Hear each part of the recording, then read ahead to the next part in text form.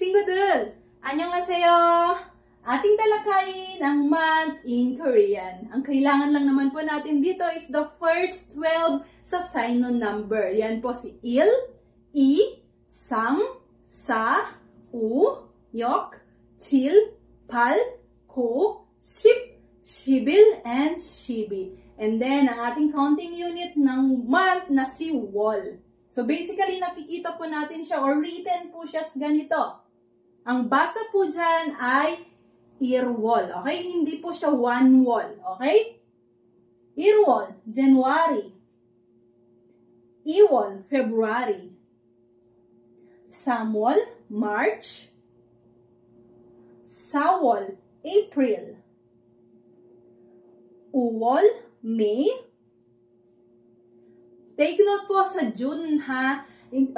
Ang 6 po, yes, is yok. Pero, sabi po sa rule, tatanggalin or i-omit daw po yung si kiyok or yung last character. So, si yok from yok, magiging yo na lang po siya. Okay? Wala pong yuwol, kundi yuwol, June. Chirwol, July.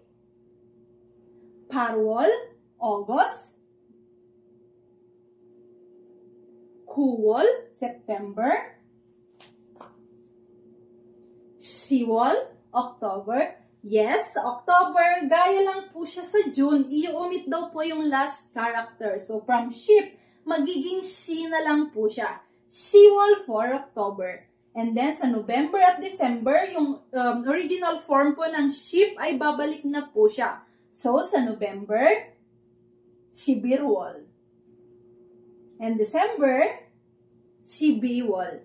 Yan po yung January or to December ng Koreans. Irwol, January. Iwol, February. Samwol, March. Sawol, April. Uwol, May. Yuwol, June. Chirwol, July. Parwol, August. Kuwol, September. Shiwol, October. And Shibirwol, November. And lastly, Shibiwol, December. At yan po yung months in Korean.